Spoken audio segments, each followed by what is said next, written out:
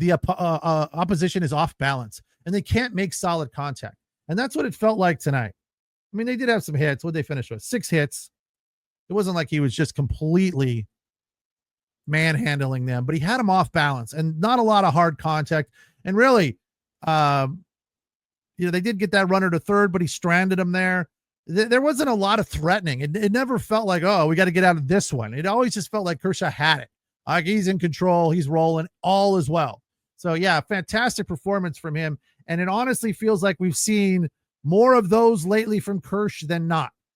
And I've been a vocal proponent of this being his swan song, this being the, farewell, call it a career, buddy. But I don't know now. I just don't know. I guess we'll have to see how it looks in the playoffs, honestly. But maybe he's still got gas in the tank. Because let's be honest, most of us didn't think we'd get this out of Kershaw this year. We didn't. He's 6-2. His last outing, 26 against Boston. He went 4 2/3. He gave up 4 on 6 hits. That was pretty ugly. Prior to that, in a loss at Milwaukee, 1 earned on 5 hits. That was the bad defensive game, so that you can't really put that on him. July 8th versus Milwaukee in a loss, 2 runs on 6 hits over 6. July 2nd against the White Sox, a win. He gave up 4 on 9 hits, but got the win because it's the White Sox. So, it hasn't been sparkling. It hasn't been pristine, but it's been effective as hell. And I think that's a big part of what we take for granted and what we overlook about Clayton Kershaw. Even though he has 92, 93 on the fastball, which he doesn't use much, he doesn't need to. He's just crafty. He is a smart pitcher. And I think that's the thing we need to appreciate more, that Clayton Kershaw is a fantastically gifted pitcher between the ears. Obviously, he's also got good command of his pitches. And those 2 pitches together are just hard to hit. That curveball, when it drops out of the sky, is a bitch. And that slider is also rough. I mean, when it's working, it's rough. He doesn't need more than 92, 93 on the fastball when he's got those other 2 pitches. I mean, he can put the fastball on the shelf and just throw those 2 and it'd be fine. So, good win today, all around. I don't know that there's much else to get into. 5-0. Kershaw scoreless through 6, only 3 Ks, but that's okay. Feather in his cap that he pitched so good that he didn't need to strike everybody out. And Robleski with 5 Ks over 3 innings for the save. Freddie Freeman, 3 RBIs, 2 for 4. Need a little bit more out of Shohei, although he did hit the ball hard, only struck out once. Will Smith, 1 for 3. Couple of Ks for him. Teo was 0 for. Pajes 0 for. Never like seeing both of those guys 0 for. Oh, we didn't mention Michael Conforto continues to hit the ball.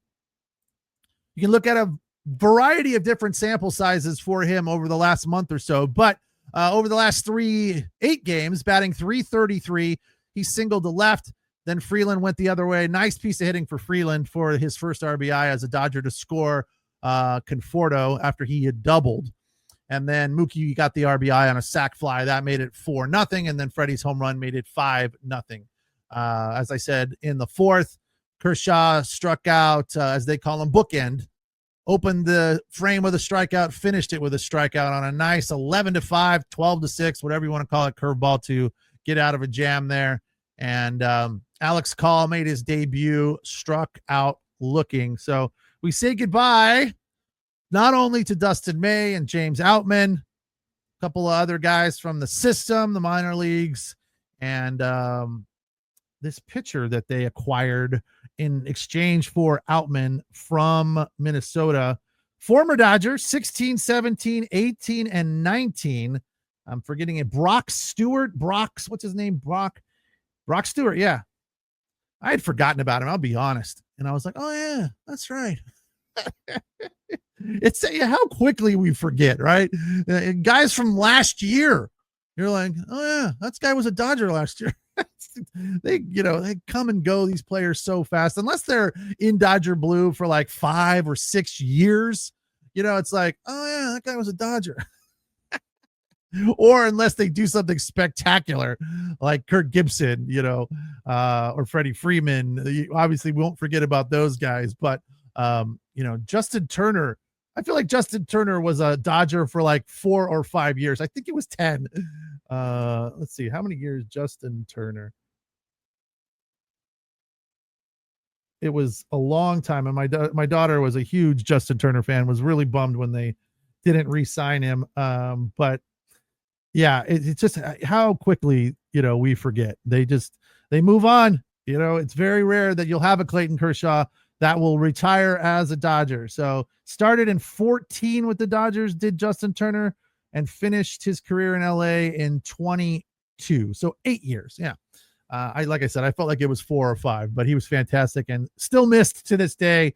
But his career basically over, playing in Chicago, not doing a whole lot, but still in a major league uniform. And that's good to see for Justin Turner. But we'll see what happens. I like these additions. I think we needed help in the bullpen. We talked about it. And the fact that we lose James Outman defensively in the outfield is not that big of a loss, because Alex Call not only is a good hitter, but a fantastic defender. So that kind of takes care of the glove that we lose with Outman. But Call is a much better hitter right now than James Outman. He's batting in the 270s. Only has 3 home runs, but his average at around 270. In spite of his ugly at bat today, I'm sure he's going to be just fine. So we'll see what happens with Brock Stewart, Alex Call, and then there's another pitcher that they acquired, Grievous or something like that. Paul Gervais, a right-handed pitcher. 6'10", 230. Boy, that's going to be dominant. All arms and legs coming at you. Hopefully he gets in there tomorrow. That's going to do it for us here tonight on the Locked On Dodgers postcast. We appreciate you watching and listening. As always, we'll be right back at it tomorrow. Game 2 of this series underway. Let's double check. I think it's right around 4 o'clock again. No, it's an early one. 10 a.m. tomorrow. So a 1:10 start in Tampa. We'll be here right afterwards to break it down for you. Thanks for watching. Thanks for listening. Appreciate the comments. We'll talk tomorrow. Take care. Have a good night.